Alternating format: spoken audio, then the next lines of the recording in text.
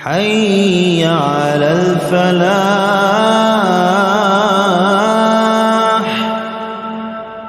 بالله من شرور أنفسنا ومن سيئات أعمالنا ومن يهده الله فلا مضل له ومن يضلل فلا هادي له وأشهد أن لا إله إلا الله وحده لا شريك له وأشهد أن سيدنا ومولانا محمدا عبده ورسوله. أعوذ بالله من الشيطان الرجيم. بسم الله الرحمن الرحيم. والعصر إن الإنسان لفي خسر إلا الذين آمنوا وعملوا الصالحات وتواصوا بالحق وتواصوا بالصبر. صدق الله العظيم وصدق رسوله النبي الكريم ونحن على ذلك من الشاهدين والشاكرين. کرنے دھرنے والی ذات اللہ تعالیٰ نفع اور نقصان کا مالک اللہ، موت اور حیات کا مالک، عزت اور ذلت کا مالک اللہ۔ عزت کو دینے میں آتے ہیں تو عزت کو دینے کے لیے اللہ عزت کی شکلوں میں، ذلیل کرنے کے لیے ذلت کی شکلوں کے محتاج نہیں، موت دینے کے لیے موت کی شکلوں کے محتاج نہیں، حیات دینے کے لیے حیات کی شکلوں کے شکلیں اللہ کی محتاج ہیں، اللہ کسی کا محتاج نہیں۔ زمین سے لے کے آسمان تک اور ذرے سے لے کے پہاڑ تک، قطر سے لے کے سمندر تک، چھوٹی جیسی چھوٹی مخلوق سے لے کر جبرائیل علیہ السلام تک، بڑے مخلوق تک، سارے کے سارے ہر آن ہر لمحہ اللہ کی، اور اللہ کسی کا محتاج نہیں۔ اللہ کی ذات بے نیاز ہے، نہ نفع پہنچانے میں وہ کسی کا محتاج، نہ نقصان پہنچانے میں کسی کا محتاج، نہ عزت پہنچانے میں کسی کا محتاج، نہ ذلیل کرنے میں کسی کا محتاج، نہ تندرستی کے دینے میں کسی کا محتاج، نہ بیمار کرنے میں کسی کا محتاج۔ اب دیکھیے اچانک آدمی تندرست آدمی ہوتا ہے، اچانک خبر ملتی کہ بیمار ہو گئے، ابھی تو بہت اچھی وجہ تھی، یہ کیا ہو گیا اچانک ایسے بیمار؟ بیماری اللہ کا حکم ہے۔ اب دنیا والے اس کو سبب سے جوڑتے ہیں، اچھا خاصا آدمی ہے، خوشحالی کے نقشے میں ہے اور زندگی کے بہت متکلف نقشے میں ہے، لیکن اللہ تعالیٰ اسی وقت آئے اس وقت میں اس کو اچانک موت دے دیتے ہیں۔ موت بھی اللہ کا کام ہے۔ آدمی کہتا ہے ابھی تو بات کر رہے تھے، ابھی تو کھا رہے تھے، ابھی تو پی رہے تھے، ابھی تو بیان کر رہے تھے، ابھی تو وہاں گئے تھے، ابھی تو وہاں گئے تھے۔ اللہ تعالیٰ کسی شکل کو دینے کا محتاج نہیں ہے، ایسا نہیں اللہ کے ضابطہ ہے اگر کسی کو موت دینا ہوگا تو وہ پہلے اس کو بوڑھا کریں گے، پھر بیمار کریں گے، پھر بسترے میں ڈالیں گے، پھر موت دیں گے۔ معاذ ایسا کوئی ضروری ہے نہیں، کب کس کی کیسے کس حال میں اچانک موت آ جائے کسی کو پتہ نہیں ہے۔ اس لیے کہتے ہیں کہ عقل مند آدمی وہ ہے جو اپنے مرنے کے بعد کی زندگی القیس من دان لنفسہ وعمل لما بعد الموت، عقل مند وہ ہے جو اپنے نفس سے محاسبہ کرے اور مرنے کے بعد کی زندگی کے لیے عمل کرے۔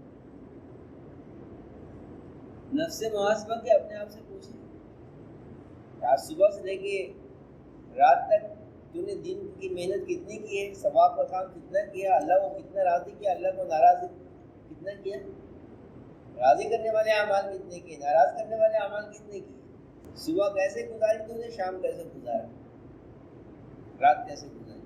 آدمی دنیا کے اعتبار سے محاسبہ کرتے،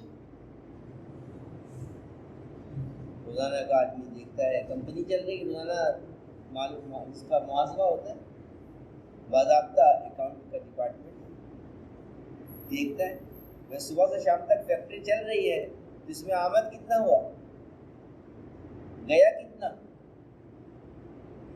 ہمارا پروفٹ کیا ہے، لاس کیا ہے، ایک یومیہ حساب ہوتا ہے، پھر ہفتے میں، پھر مہینے میں، پھر سال کا۔ کب ایسی اصل میں یومیہ حساب کرنے والا وہ اس کا سب صحیح رہے گا، اگر روزانہ کا حساب صحیح ہے تو آگے سب صحیح ہے۔ جیسے اگر روزانہ محاسبہ ہو رہا ہے اپنے آپ کا کہ ہم اللہ کو راضی کرنے والے اعمال ہم کتنا کر رہے ہیں، ناراض کرنے والے کتنا کر رہے ہیں، آخرت کی فکر ہم نے کتنے کی، دنیا میں جانے کی محنت کتنی کی، جائز رخ پر کتنا چلے، ناجائز اعمال کتنے کی۔ تو اگر محاسبہ ہو گیا تو آج اگر یہ غلط رخ پر ہے تو کل صحیح ہونے کی امید ہے، کیونکہ یہ محاسبہ کر رہے ہیں۔ اور اگر محاسبہ بھی نہیں ہے، اس کی اپنے اوپر نظر نہیں ہے، بالکل ٹھکانے نہیں، کب اس کو توفیق ملے گی سدھرنے کی۔ اس لیے کہتے ہیں عقل مند وہ ہے جو اپنے نفس سے محاسبہ کرے اور مرنے کے بعد کی زندگی زندگی کے لیے عمل کریں، کیونکہ مرنے کے بعد کی زندگی لامحدود زندگی ہے، ایسی زندگی ہے جو کبھی ختم نہیں ہوتی۔ اب اگر اس زندگی کو بنانے کی محنت میں یہ لگا ہوا ہے تو آپ کامیاب ہیں، اگر اس زندگی کی محنت کو بنانے کی فکر نہیں ہے تو یہ پریشان ہے۔ اور تعبیر کی بات ہے، اس زمانے میں کہ کسی بزرگ سے کسی نے پوچھا کہ حضرت پہلے لوگ ہیں صحابہ کرام، وہ موت کے وقت خوشی خوشی چلے جاتے اور ہنستے ہوئے جاتے تھے، خوش ہوتے تھے،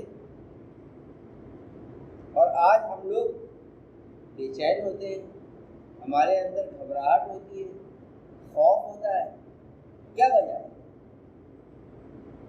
وہ جواب دیا کہ ان لوگوں نے اپنی آخرت کو آباد کیا تھا، تو آدمی آبادی کی طرف خوشی خوشی جاتا ہے،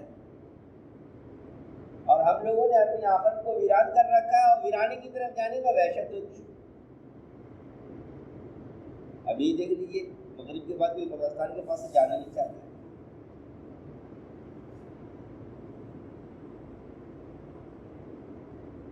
کیونکہ ویرانے سے آدمی کو کیا ہے؟ وحشت ہے۔ تو جب ویرانے کو وحشت پر ویران کر رکھا ہے اپنی آخرت کو، آخرت سے وحشت ہوگی فطری طور پر، کیونکہ دنیا کی زندگی جو اللہ رب العزت نے دی ہے یہ تو آخرت کی تیاری کے لیے، اسی لیے اللہ تعالیٰ نے فرمایا خلقکم لیبلوکم ایکم احسن عملا، اس نے تم کو پیدا کیا تاکہ وہ تمہارا امتحان لے، تم میں عمل کے اعتبار سے کون اچھا نکلتا ہے۔ آدمی تو عمل کی خوشی ہے، اس کی زبان سے عمل نہیں کرتا ہے، اس کی آنکھ سے عمل نہیں کرتا ہے، اس کی کان سے عمل نہیں کرتا ہے، ہاتھ سے، پیر سے، دل سے، دماغ سے عمل نہیں کرتا ہے۔ لیکن عمل کیسا ہونا چاہیے؟ جیسے مشین سے نکلنے والی چیز اچھی ہونی چاہیے، ایک نمبر کوالٹی کی ہوگی تو مارکیٹ میں اس کا ریٹ ہے، اور اگر کوالٹی اس کا گرا ہوا ہے تو ریٹ نہیں ہے، اور اگر ڈیمانڈ جو مانگا گیا اس کے خلاف ہے تو اس کو ریٹرن کر دیا جاتا ہے، مال ویسے ہی پڑا ہے۔ کروڑوں کا مال روکا اسٹارٹ سے سپلائی ہوتا ہے، فوراً بعض مرتبہ ان کے مرضی کے مطابق نہیں ہوتا، واپس کر دیں۔ جو کام عمل ہم کر رہے ہیں اللہ کو راضی کرنے کے لیے، اگر یہ عمل اللہ کی مرضی کے مطابق نہیں ہوا اور واپس کر دیا گیا تو ہمیں اور عمل کو بڑھانے کا موقع بھی نہیں ہے۔ یہ اصل ڈرنے کی چیز ہے۔ پہلے لوگ اس بات سے ڈرتے تھے کہ ہمارا جو عمل ہے یہ عمل کہیں اللہ تعالیٰ اس کو ریجیکٹ نہیں کر دے، کہ تم نے میرے لیے تو کیا نہیں۔ فرماتے تھے کہ شیطان جو ہمارا عظمی دشمن ہے، یہ اول ہم کو کام میں لگنے نہیں دیتا، جب ہم کام کرتے ہیں تو یہ کہتا ہے کہ ہاں کام کرو، نام بہت، ہمیں صحیح نیت رکھنے نہیں دیتا، اور اگر اس نے نیت کے ساتھ چلتے ہیں تو جمنے نہیں دیتا، قناعت پیدا کر دیتا، بہت کر لیے فقیرہ بہت بنائیں، کہ جس کی طبیعت میں قناعت آ جائے گی، تو اگر قناعت آ گئی تو ترقی سے رک جائے گا۔ جیسے دنیا کمانے کے اعتبار سے آدمی قانع نہیں بنتا ہے، جتنا مال آ جائے اور ہمیشہ اور کی فکر رہتی ہے۔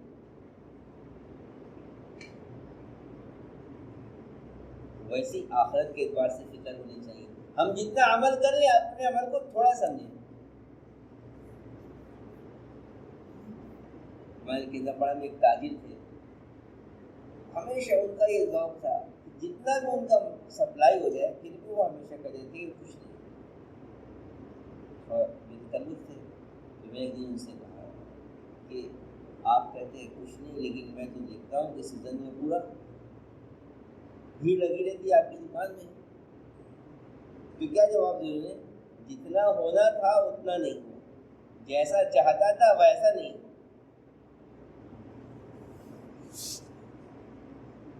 دیکھو دنیا کی طرف میں آدمی ٹارگیٹ بنا کر چلتا ہے اور اپنے زیادہ کروں تھوڑا سمجھتا ہے. یہ بات اصل میں آخرت کے لیے ہونی چاہیے. اس لیے حدیث پاک میں اس کا مفہوم ہے کہ تم دین کے معاملے میں اپنے سے بڑوں کو دیکھو اور دنیا کے معاملے میں اپنے سے چھوٹوں کو دیکھو. اگر دین کے معاملے میں اپنے سے بڑوں کو دیکھو گے تو دین کی مدد میں ترقی کرو گے. اب ایک آدمی کو ہم نے دیکھا کہ وہ سالانہ 4 مہینہ لگا رہا ہے، اگر ہم اس کو دیکھ کر سے رہیں گے دین کے معاملے میں تو ہمارا کم سے کم چلنا ناغہ نہیں ہوگا.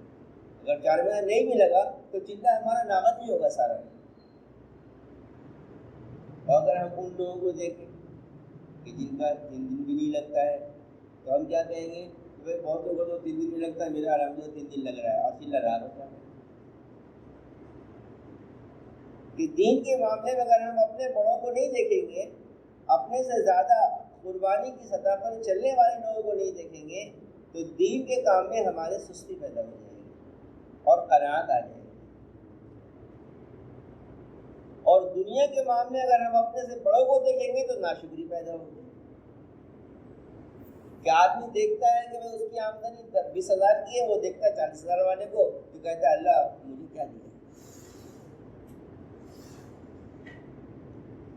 اب یہ دنیا کے معاملے میں اپنے سے بڑے کو دیکھ کر کے ناشکری کا شکار ہوتا ہے اور دین کے معاملے میں اپنے سے چھوٹے کو دیکھ کر کے قناعت میں مبتلا ہوتا ہے. آج ہمارا معاملہ الٹا ہو گیا ہے. حالانکہ ہدایت کیا تھی کہ دنیا کے معاملے میں جو تم سے کمتر درجے کے ان کو دیکھو تاکہ شکر گزاری پیدا ہو. شیخ سعدی علیہ الرحمہ نے ایک جگہ لکھا ہے کہ ایک مرتبہ ان کے پاس پیر میں چپل نہیں تو ان کے دل میں شکایت پیدا ہوئی، زبان میں نہیں، یعنی دل میں یہ خیال آیا کہ سعدی تیرے پاس چپل بھی نہیں ہے. اتنے بزرگ آدمی ان کی نظر ایک ایسے شخص پر پڑی جس کا پیر بھی نہیں تھا. دونوں نے اللہ کا شکر ادا کیا کہ اللہ تیرا شکر ہے کہ میرا پیر تو ہے بھلے چپل نہیں ہے.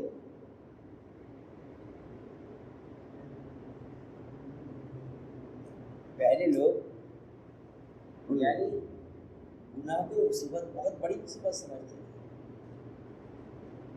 گناہ کو بہت بڑی مصیبت سمجھتے تھے اور دنیا کی مصیبت کو معمولی سمجھتے تھے. ایک بزرگ کو چیتے نے حملہ کر کے زخمی کر دیا.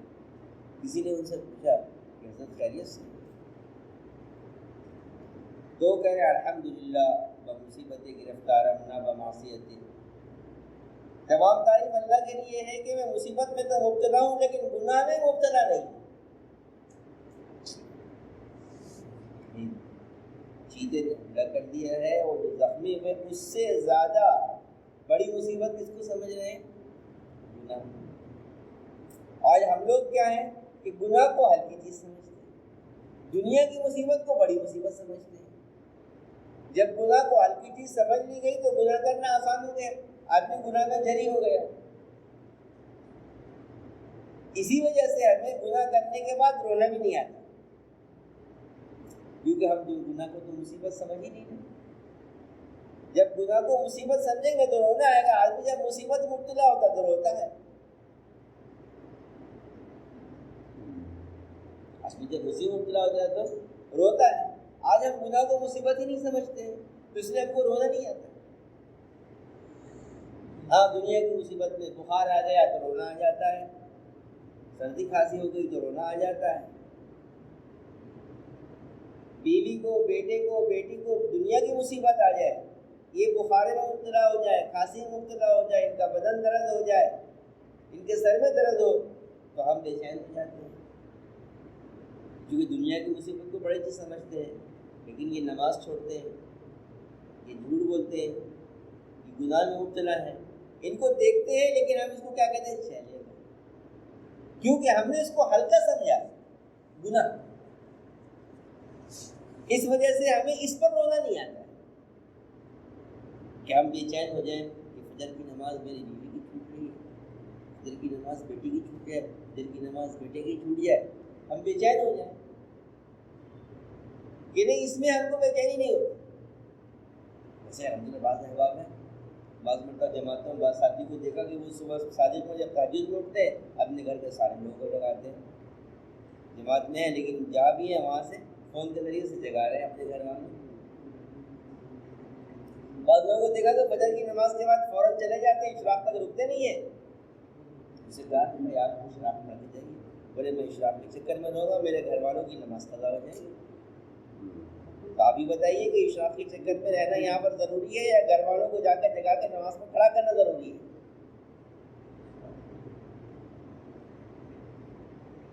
ماشاءاللہ ایسا نہیں, لوگ ہیں کرنے والے ہیں جن کی برکت سے کام چل رہا ہے, لیکن بنیادی چیز یہ ہے کہ عموم کے اندر میں یہ بات نکل گئی. حالانکہ فجر کی نماز اتنی اہم ہے, جو فجر کی نماز پڑھتا ہے جماعت کے ساتھ وہ اللہ کی ذمہ داری مان جاتی ہے. شیخ نے لکھا ہے جو صبح سویرے مسجد میں جاتا ہے اس کے ہاتھ میں ایمان کا جھنڈا ہوتا ہے, اور جو صبح سویرے بازار جاتا ہے اس کے ہاتھ میں شیطان کا جھنڈا ہوتا ہے. اب ہم غور کریں تنہائی میں, کبھی ہم کو اس پر رونا آیا؟ ہماری بستی میں کتنے لوگ اٹھ کے پہلے صبح کے وقت میں مسجد جاتے ہیں اور کتنے بازار جاتے ہیں؟ کتنوں کے ہاتھ میں ایمان کا جھنڈا اور کتنوں کے ہاتھ میں شیطان کا جھنڈا ہے؟ اس کو جن کے ہاتھ میں شیطان کا جھنڈا جا رہا ہے ان کے بارے میں ہم کو روزہ آ رہا ہے یا نہیں آ رہا ہے؟ بعض مواقع پر جنگ کے میدان میں صلح کی نوبت آئی, یوں کہا گیا کہ جو ہر ایک کو اختیار ہے دشمن کے لشکر میں سے جو ایمان قبول کر لے گا اچھی بات ہے, مسلمانوں کے ساتھ ہو جائے گا. جو مسلمانوں کے حقوق ہیں وہ سارے کے سارے اس کو دیے جائیں گے, اور جو ایمان نہیں قبول کرے گا تو وہ اپنے پرانے دین پر رہے گا, تو وہ اپنے لوگوں کے ساتھ میں رہے گا. اور جیسا جو معاملہ شریعت کے اعتبار سے ان کا ہے ذمہ بننے کا, وہ ذمہ بن کر رہے گا یا جزیہ دے گا. اس وقت میں جو لوگ جب کوئی ایمان قبول کر لیتا تھا تو صحابہ زور سے اللہ اکبر کہتے تھے, اور اگر کوئی کہتا ایک آدمی کو لایا تھا اور کہتے تھے نہیں میں اپنے باپ دادا کے دین پر رہوں گا, تو صحابہ آپ دیکھیے حضور اکرم صلی اللہ علیہ وسلم ایک یہودی بچے کے گھر تشریف لے گئے, وہ بیمار ہے, اور اس سے کیا کہہ رہے ہیں ایمان قبول کر لو. وہ اپنے باپ کی طرف دیکھ رہا ہے, اس کے باپ نے کہا کہ ابو القاسم کی اطاعت کر لو. اب اس نے کلمہ پڑھ لیا, آپ خوش ہو گئے, آپ کا چہرہ انور کھل گیا, اور آپ نے کہا الحمدللہ اللہ تعالیٰ نے اس کو جہنم کی آگ سے. تو یہ فکر یعنی آپ صلی اللہ علیہ وسلم کی تو حالت ایسی تھی کہ قرآن نے تسلی کی آیت نازل فرمائی, لعلک باخع نفسک علی آثارہم ان لم یؤمنوا بہذا الحدیث اسفا. ایسا معلوم ہوتا ہے کہ آپ ان لوگوں کے پیچھے اپنی جان کو ہلاکت میں ڈال دیں گے ہمارے افسوس کے, اگر یہ ایمان نہ لائیں. کیونکہ آپ کو غم تھا کہ آدمی ایمان نہیں لانے کی وجہ سے جہنم میں جا رہا. آج ہم کو یہ غم ہے کہ اللہ رب العزت کام ان لوگوں سے دیں گے جن کے دلوں میں دین کے مٹنے کا غم. جب تک دین کے مٹنے کا غم نہیں ہوگا اللہ رب العزت ان لوگوں کو کام لینے کے لیے قبول نہیں کرے.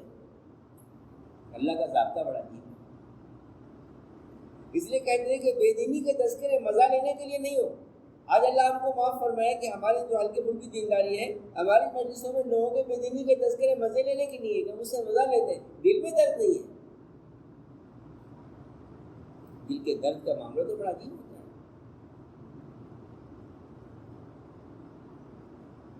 کوئی عورت روٹی پکا رہی ہے اور اس سے کوئی یوں کہہ دے کہ پتہ نہیں کس کے بچہ بیچارہ اس کا ایکسیڈنٹ ہو گیا ہے, خبر پا کے کیا کرے گی, افسوس کرے گی کس کا بچہ تھا بیچاری ماں کیا پریشان ہو گئی کیا. لیکن اتنے بول کے وہ چپ ہو جائے گی. اگر اس سے کوئی بولے کہ تیرا بچہ ایسا ہو گیا تو ایسا چیخے گی چلائے گی کہ پیسہ چیزوں کو جمع کر دی.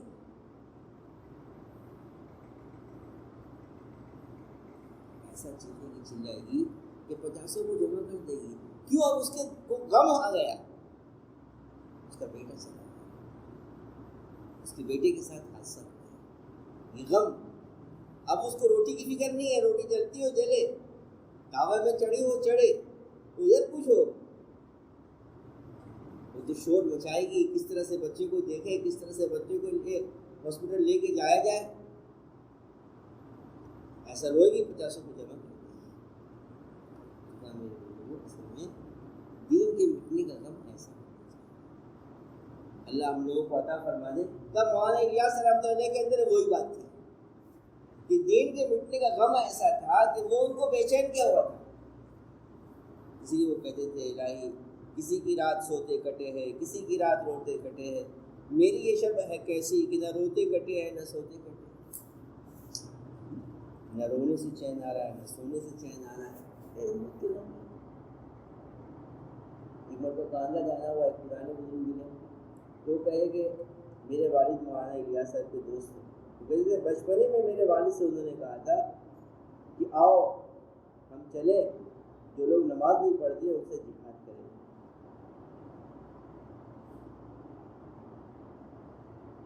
تو اس وقت ان کی عمر 7 سال کی تھی، اس 7 سال کی عمر میں نماز کے چھوڑنے والوں پر اتنا غصہ آ رہا ہے کہ نماز چھوڑنے والوں کے ساتھ جہاد کرنے کا جذبہ ہے، تو ظاہر ہے کہ دین کی مٹنے کا غم ایسی بچے سے اللہ نے کام لیا۔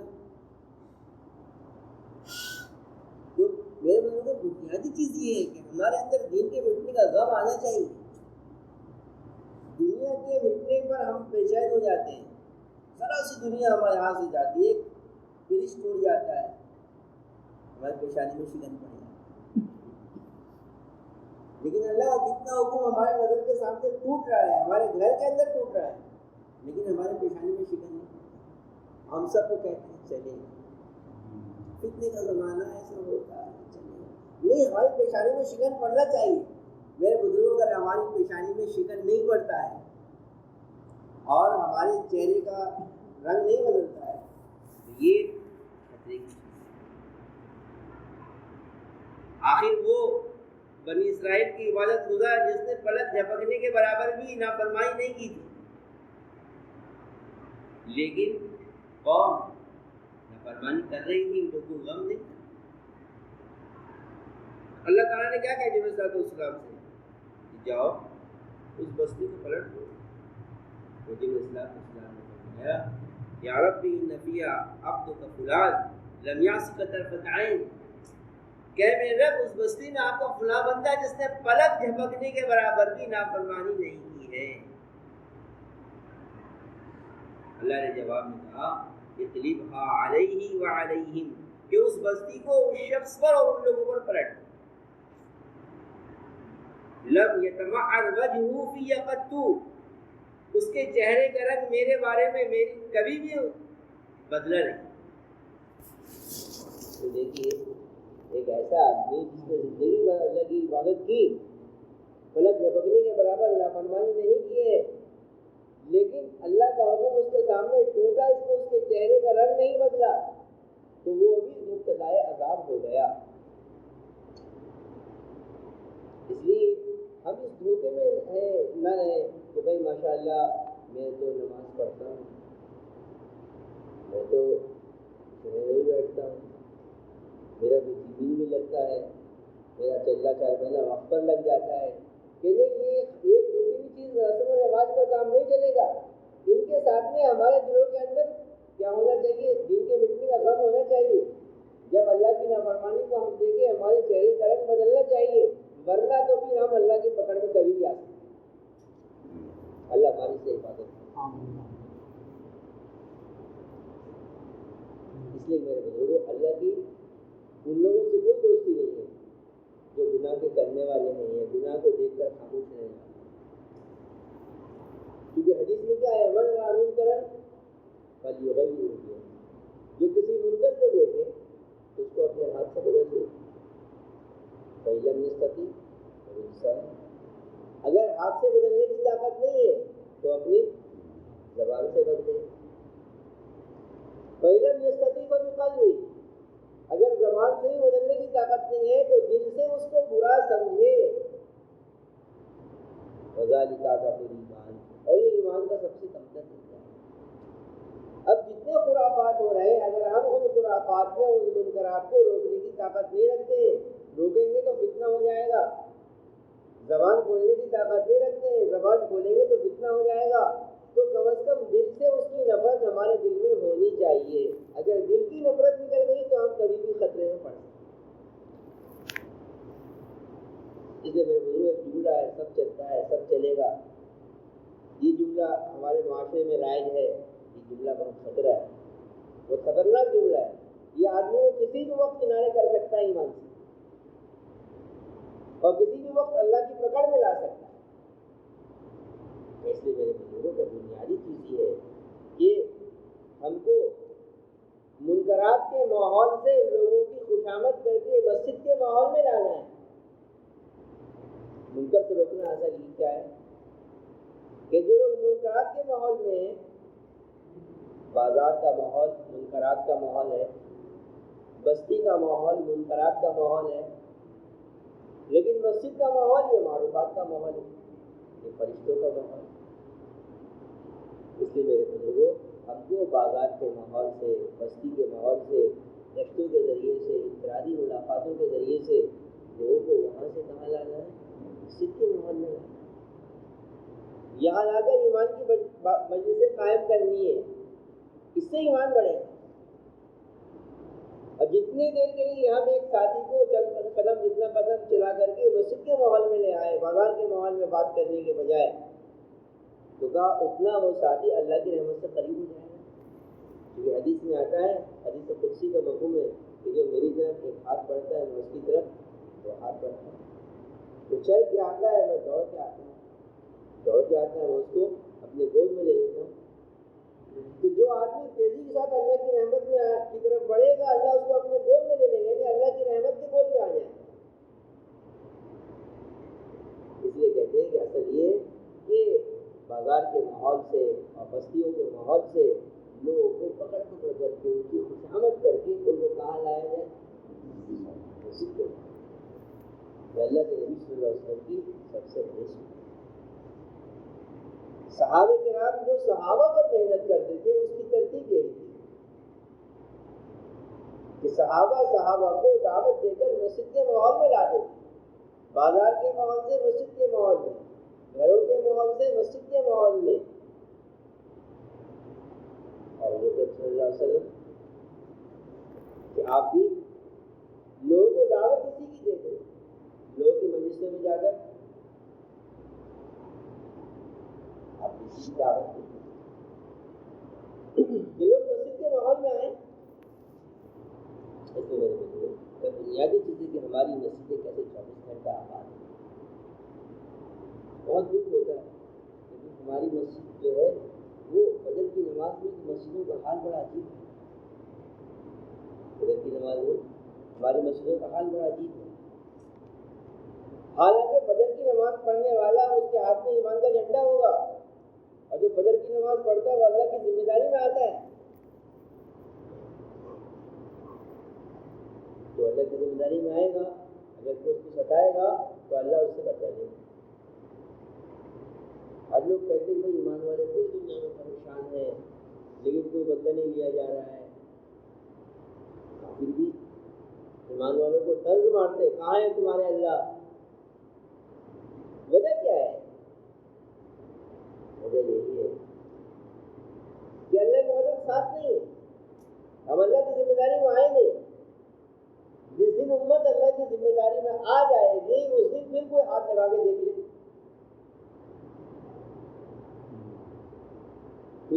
جیسے پرانے زمانے میں ہوتا تھا، لوگ ڈرتے تھے کہ بھائی ان سے آنکھ جو ہے ان کو نکال کے دیکھنا یہ خطرے کی چیز ہے.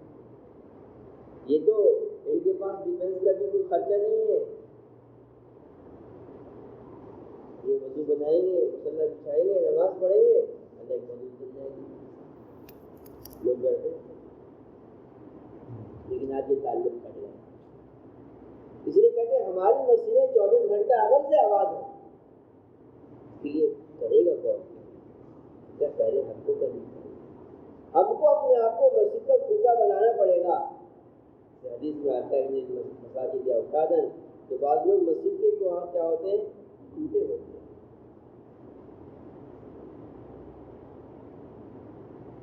الملائکۃ جلساء، فرشتے ان کے ہمنشین ہوتے ہیں.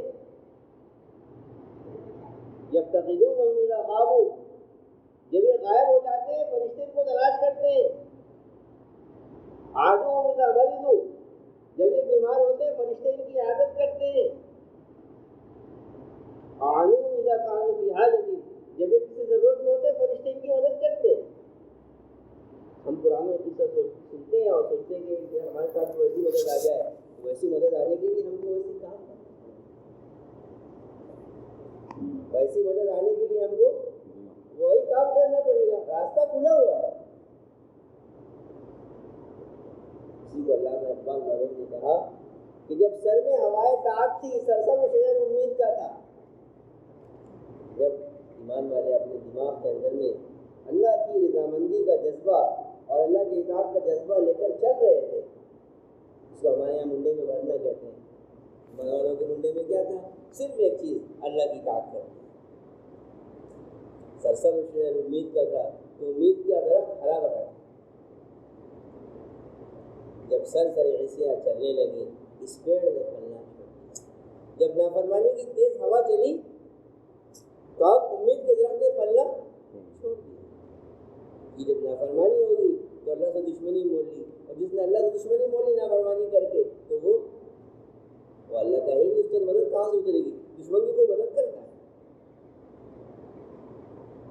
بلکہ دشمن کو مار کھاتے ہوئے کہہ رہے اور ذرا لگ جائے اس کو.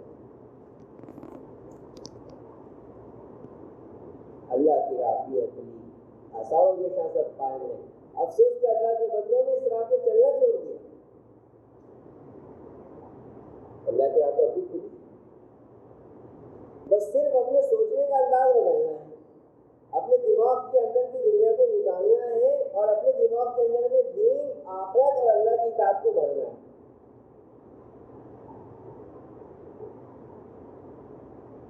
اتنا اس پر امت کو لانا ہے، خود اپنا آنا ہے اور امت کو لانے کی نہیں. کہ جس دن امت سب سے اس بات پر آ جائے گی کہ صحابہ کی طرح سے ان کے ذہنوں میں توحید، رسالت اور آخرت برت بس جائے اور اللہ کی اطاعت کا جذبہ آ جائے، پھر تو کوئی بھی ان کو پیچھے نہیں کر سکتا. دراصل اس پر ہم کو آنا ہے، امت کو لانا ہے. اسی کے لیے محنت ہے، دونوں لوگوں کی محنت ہے. آپ کی نقل و حرکت بھی ہے اور کام بھی ہے. اس کو اللہ نے قرآن کریم میں فرمایا الذین آمنوا وہاجروا وجاہدوا فی سبیل اللہ، کہ وہ لوگ جو ایمان لائے اور انہوں نے اپنے گھروں کو چھوڑا اور اللہ کے راستے میں دین کی محنت کی. والذین آووا ونصروا، اور وہ لوگ جنہوں نے آنے والوں کو ٹھکانہ دیا، ان کی نصرت کی. اولئک هم المؤمنون حقا، یہ لوگ سچے مومن ہیں. لہم مغفرۃ ورزق کریم، ان کے لیے مغفرت ہے، عزت والی روزی. دونوں عمل کے کرنے پر اللہ کا وعدہ ہے، ہجرت بھی اور نصرت بھی. ایک اللہ نے فرمایا والذین آمنوا وہاجروا وجاہدوا فی سبیل اللہ اولئک یرجون رحمت اللہ، کہ وہ لوگ جو ایمان لائے، انہوں نے اپنے گھروں کو چھوڑا اور اللہ کے راستے میں دین کی محنت کی، یہ وہ لوگ ہیں جو اللہ کی رحمت کو امیدوار ہیں. اللہ کی رحمت کو لینے کا راستہ یہ ہے کہ آدمی اللہ کے راستے میں نکل جائے. اللہ کے راستے میں یہ اور جن صحابہ نکلتے تھے، صحابہ ہیں اور بمشکل کتنے 10-15 ہزار کی قبریں حجاز میں، باقی 1,10,000 یا 1,15,000 کی قبریں کہاں ہیں؟ کہ پوری دنیا میں 90% سے زیادہ صحابہ انہوں نے اپنی قبریں کہاں بنائی؟ دنیا کے کونے کونے میں. اس لیے دور صحابہ میں لوگ کہتے تھے کہ گھر میں کون بنے گا؟ کہ یا تو جانور بنے گا یا عورتیں یا بچے. کہ مرد تو اللہ کے راستے. جب دنیا کو بڑی سمجھنے لگے تو پھر اسلام کی حیبت اور وقت دل سے نکل گئی. جیسے حدیث میں آتا ہے اذا عظمت امتی الدنیا نزعت من حیبت الاسلام، جب میری امت دنیا کو بڑی چیز سمجھنے لگے گی تو اسلام کی حیبت اور وقت اس کے دل سے نکل جائے گی. آج اسلام کی حیبت وقت اس لیے نکلی ہوئی ہے کہ ہم نے دنیا کو بڑی چیز سمجھ لی ہے. وَإِذَا تَرَكَتِ الْأَمْرُ بِالْمَعْرُوفِ وَالنَّهْيُ عَنِ الْمُنكَرِ وَحُرِّمَتْ بَرَكَةُ الْوَحِيِّ. جب امر بالمعروف اور نہی عن المنکر کو چھوڑ دے گی تو وحی کی برکات سے محروم ہو جائے گی. وحی کی برکت کیا ہے؟ ایک جگہ حضرت شیخ نے ہی اس کو واضح کیا ہے. وحی کی برکت قرآن کا صحیح فہم ہے، حدیث کا صحیح فہم ہے کہ جب آدمی امر بالمعروف اور نہی عن المنکر کو چھوڑ دے گا تو قرآن حدیث پڑھیں گے لیکن صحیح سمجھیں گے نہیں.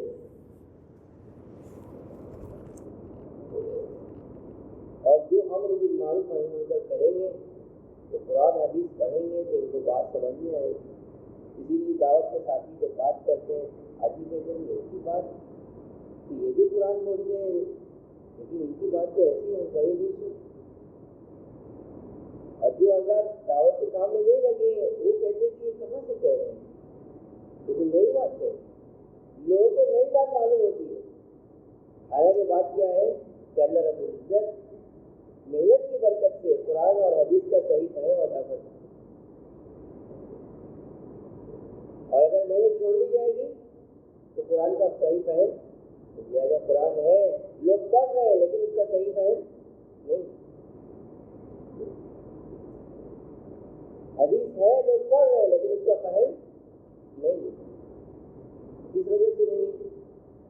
اس وجہ سے کہ امر بالمعروف اور نہی عن المنکر کو چھوڑ رکھا ہے. جب لوگ فیصد اس پر آ جائیں گے تو لوگ فیصد وحی کی برکتوں سے مارا.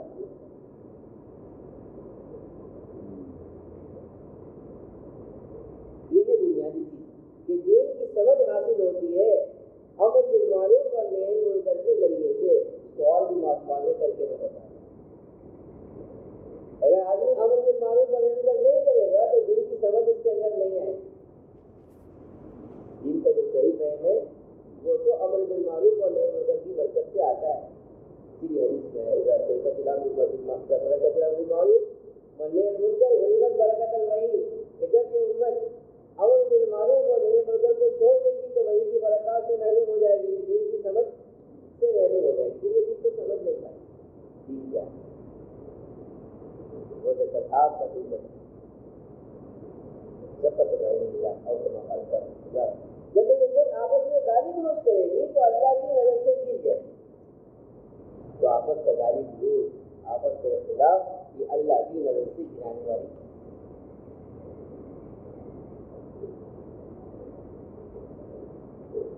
آپس میں گالی گلوچ کب ہوتا ہے کہ جب دو آدمی ٹکراتے ہیں. اگر ایک آدمی گالی دے رہا ہے دوسرا خاموش ہے تو آپس کا گالی گلوچ نہیں ہوگی. کہ صبر کر لے. آدمی کہتے ہیں صبر کب تک ہے؟ صبر تو خبر تک ہے. صبر خبر. اچھا حضرت رضی اللہ تعالیٰ عنہ سے حضرت صلی اللہ علیہ وسلم نے کہا تھا حضرت تمہارا کیا ہوگا اس وقت جب لوگ تم سے جھگڑیں گے؟ تو کہا کہ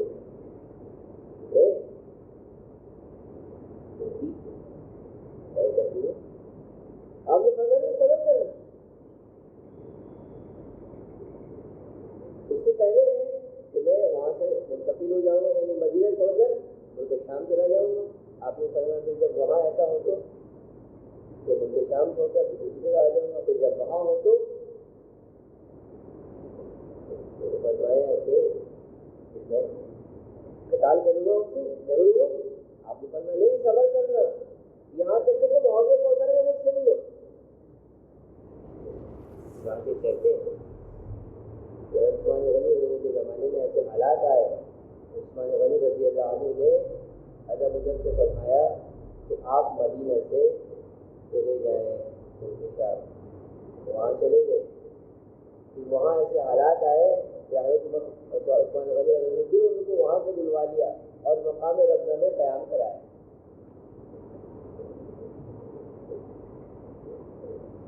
اور وہاں پر حضرت ابو ذر رضی اللہ عنہ بہت تک وہیں رہے. کسی لڑائی جھگڑا نہیں کیونکہ ان کا مطلب یہ تھا کہ آدمی کو ضرورت سے زیادہ مال جمع کر کے رکھنے کی اجازت نہیں. اس لیے جہاں دیکھتے تھے کہ دو زیادہ مال ڈنڈا اٹھا لیتے. تو لوگوں کے اندر تعامل نہیں ہوا.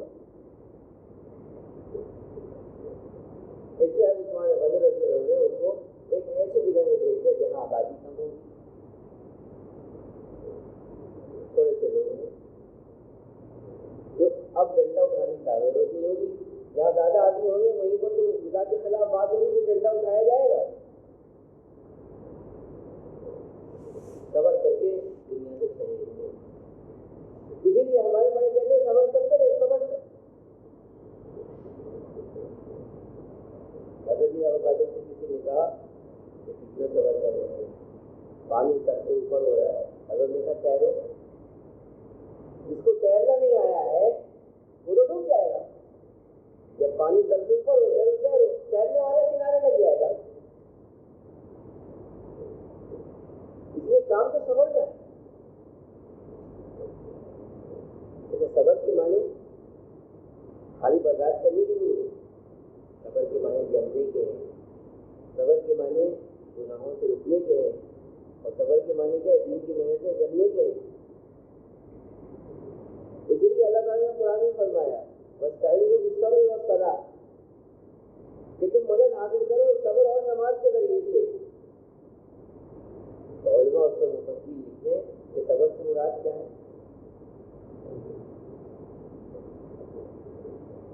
اللہ کے فرائض پر چلنا اور گناہوں سے رکنا, اور ان پر جو ناگواریاں آئے ان کو برداشت کرنا. آپ گناہ کا کام کریں گے آپ کو روکنے والے کم ملیں گے, نیکی کام کریں گے روکنے والے زیادہ کریں گے.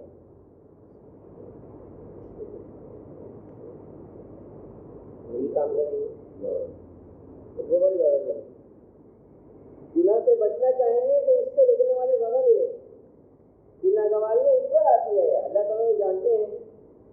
اسی لیے اللہ نے کہا صبر کی کہ اللہ سے مدد چاہنا ہے نماز کے ذریعے سے, اور نیکیوں پر جمنے کے ذریعے سے, گناہوں سے بچنے کے ذریعے سے, اور ان اعمال کے کرنے پر جو ناگواریاں ہیں ان کو چھیننے کے ذریعے سے. بات سے بات میں بچی عمل سے عمل ملتا ہوتا ہے. اس لیے کہا میرے دل وہ دیر اور دور کے لیے اللہ کے راستے میں جانے کے لیے, اور 4 مہینے کی عمومی زندگی کی سزا بتائے. بھائی ماشاء اللہ سامنے قربانی ہے. یہ قربانی تو امت کو قربانی کی یاد تازہ کراتا ہے. قربانی کون سی یاد تازہ کراتا ہے؟ قربانی تازہ کراتا ہے کہ دیکھو اللہ کے خلیل کو اللہ کی رضا کے لیے اپنے بیٹے کے گلے میں چوری لگا دی, اور دیکھو خلیل اللہ کے بیٹے کو انہوں نے اللہ کی رضا کے لیے اپنے آپ کو چوری کے نیچے سلا دیا, اور اپنے ابا سے کہا یا بتی معلومات عمر تقدیری میں شاہ کے لیے کہ ابا جی آپ کو جو حکم ملا آپ کریے, آپ مجھے شکر گزاروں میں پائیں.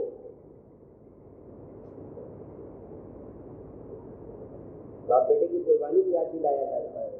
اسی لیے اس کو قیامت کے لیے جاری فرمایا تاکہ اللہ کے خلیل کی اور خلیل کے صاحبزادے خلیل کی, خلیل اور صاحبزادے خلیل, ان کے عمل سے امت کے اندر میں تازگی آئے 3 دنوں میں, اور ان کے جذبہ پیدا ہو کے ہم بھی کیا کریں اور اللہ کی طرف سے اللہ کو راضی کرنے کے لیے محنت کریں گے, اور حضرت اسماعیل رضی اللہ کی طرف سے اللہ کو راضی کرنے کے لیے محنت کریں گے, قربانی دیں گے.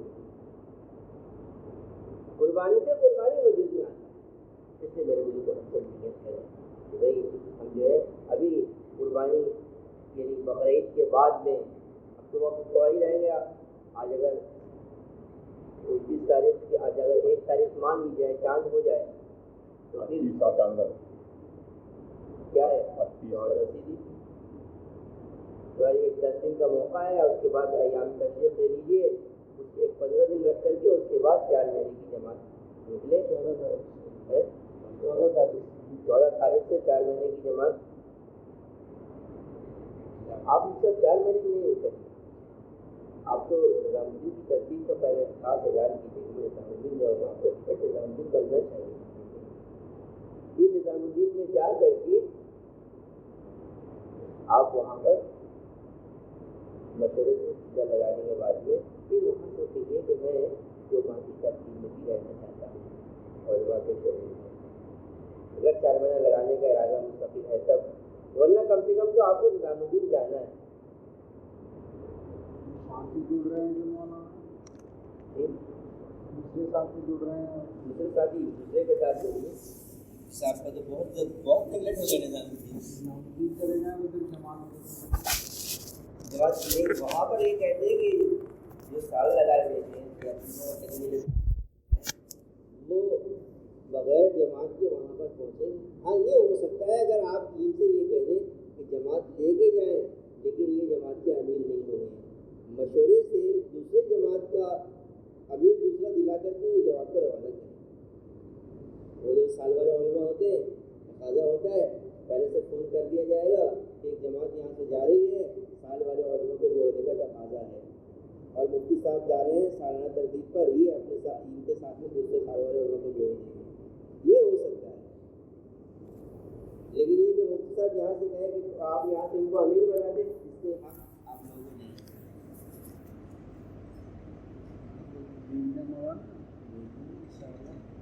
لکھنے کا بھی مسئلہ نہیں ہے. آج پر اس علاقے کے مولانا عبد الباری صاحب کا ایک فون کافی ہے, لکھنے کا تو کوئی مسئلہ ہی نہیں ہے. غازی آباد کے مولانا گئے ہیں وہاں پرچہ ڈالیں گے غازی آباد کے لیے, یہ جماعت مفتی صاحب کی غازی آباد آئے. اور ٹھیک ہے لیکن مفتی صاحب کا یہ اس وقت میں سالانہ چلے کی ترتیب ہے. مفتی صاحب کا جب تک میں تفقد کیا تو معلوم ہوا کہ جب سے مفتی صاحب کا سال لگا ہے اس وقت سے اب تک نظام الدین کی ترتیب پہ مفتی صاحب گئے ہی نہیں ہے, جبکہ 1 سال کے بعد جانا چاہیے تھا. کتنے سال ہو گئے سال لگے ہوئے؟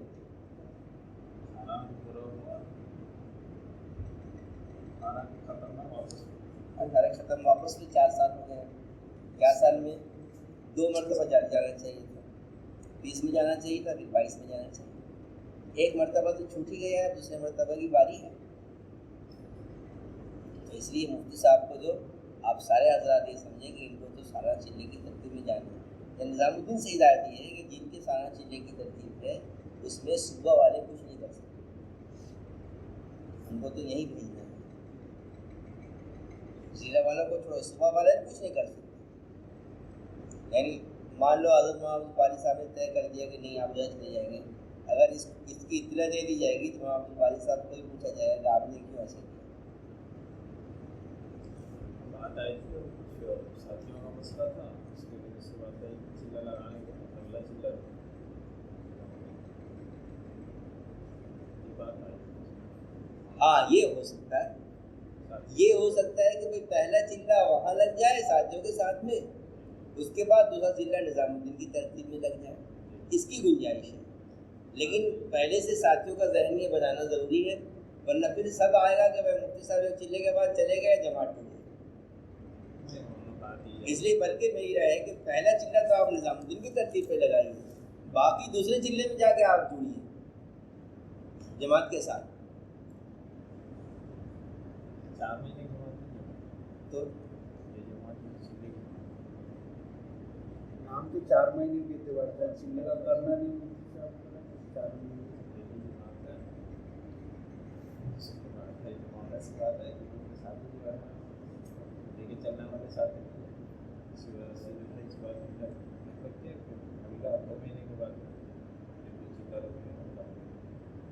اگلا 2 مہینے نہیں, وہاں سے میں بات کروں گا اگلا 1 مہینہ کے بعد میں 1 مہینے کے بعد میں یا تو آپ اس چلہ کو لگا کے پھر مسلسل وہیں چلہ لگائیے, یا یہاں ایک چلہ کے بعد فوراً چلے جائیے.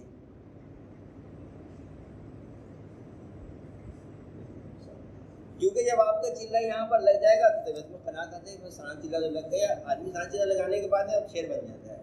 آپ گناہ تشکیل والا دیکھتے ہیں, چلہ تو ہمارا لگ گیا ہے کوئی کیوں, میں ہوں یا آپ ہوں, چلہ لگ گیا سارا وہ شیر ہے, تشکیل والا کوئی بھی آ جائے سارا چلہ لگ چکا ہے, آپ مر سکو سمجھ میں بات وہ نہیں. آپ کو تو سارا چلہ میں جانا ہے نظام الدین انشاءاللہ. ٹھیک ہے, آپ آسان ترتیب یہ ہے کہ اس پوری جماعت کو لے کے ادھر چلے جائیں اور مشورے سے بات کر دیں, وہاں سے بات کر دیں گے, وہاں سے استقاضہ رکھ دیں گے, دوسرے سال والے ساتھی کو آپ ان کے ساتھ جوڑ دیں گے اور آپ اپنا سالانہ چلنے لگائیں. دوبارہ 14 تاریخ طے ہوئے, وہاں سے بات کرنا پڑے گا آپ کو. یہیں سے انشاءاللہ محنت کریں گے, ساتھی پرانے تیار ہو جائیں گے, وہ لے کے چل جائیں گے, وہ زیادہ بہتر ہے. ورنہ کیا ہوتا ہے, بدگمانیاں ہوتی ہیں, غیبت کے دروازے کھلتے ہیں. بھائی فلاں ساتھی گئے تھے, ان کے ساتھ میں انہوں نے ایسا کر دیا, اس کو جماعت ٹوٹ گئی وغیرہ. تو کیوں نہیں ہم پہلے سے دروازہ بند کر لیں, ہر طرف سے بدگمانی ہوگا. جو پکی بات ہے وہ کہہ دیں کہ بھائی سارا چلنے میں جا رہے ہیں تو سب اپنے نظام الدین جائیں گے اور دوسرے حضرات جو ان کے ساتھ ذمہ دار جوڑ دیا جائے گا، ان کے ساتھ وقت لگائے. اگر وہاں سے طے ہو جائے وہاں جانے کے لیے، اگر اڑیسہ میں وقت لگانا چاہتے ہیں تو دوسرے ذمہ دار ہی لے کے یہاں چلیں اڑیسہ میں. مثلاً کوٹ پاڑ کا تقاضا ہے یا بستر ضلع کا تقاضا ہے، منسلک کا تقاضا ہے تو منسلک کے تقاضے میں دوسرے لے کے چلیں. ٹھیک ہے، چلیے اللہ تعالیٰ ہم سے اخلاصات کہہ رہے سننے عمل کی توفیق عطا فرمائے. یہ تو ہوئے 4 مہینے کی بات، چلے والی بات. اور 3 دن کا کیا ہے؟ مشورہ طے کریں گے. دوسرا ہفتہ تیسرا پورا ترتیب بنائیں. 3 تاریخ سے ایک جماعت ہے انشاءاللہ. مردوں کی مستورات کی مستورات بھی انشاءاللہ. یہ بقرعید کی بات ہوا ہے عشرے کی. اتنا تو سب نیت کریں، عزم لیں کہ ہم لوگ کم سے کم ہر پاکٹ میں ایک مسجد کو 24 گھنٹہ آباد کرنے کی کریں. مسجد کی آبادی کے اعتبار سے کہ ہم لوگ 24 گھنٹہ آباد کریں، اس کی ترتیب بنائیں. سب نیت کرتے ہیں انشاءاللہ. اب جب پاکٹ میں ایک مسجد کو بنائیں گے مرکزی. چلیے اللہ تعالیٰ ہم سب کو اخلاصات کا رسول عمل کی توفیق عطا فرمائے. مرکز پہلے 24 گھنٹہ آباد ہو، مرکز اگر 24 گھنٹہ آباد ہو ایسا اگر پوری مسجد والے فکر کریں مرکز کے بارے میں، مرکز کو پہلے 24 گھنٹہ ترتیب بنائے پھر باقی مسجد پور کا بات. ایک مسجد مرکزی پہلے آباد ہو، مرکز 24 گھنٹہ آباد ہوگا پھر باقی مسجد کو ہم فکر کریں گے. یہ بنیادی چیز ہے، یہ بھی بنیادی بات ہے جی اس کو مشورے میں لے لیا جائے.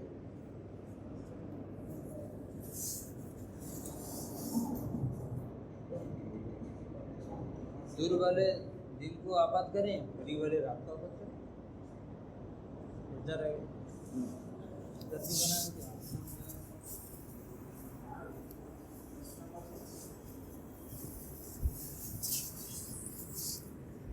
ترتیب بنانے سب آسان ہے. حي على الفلاح.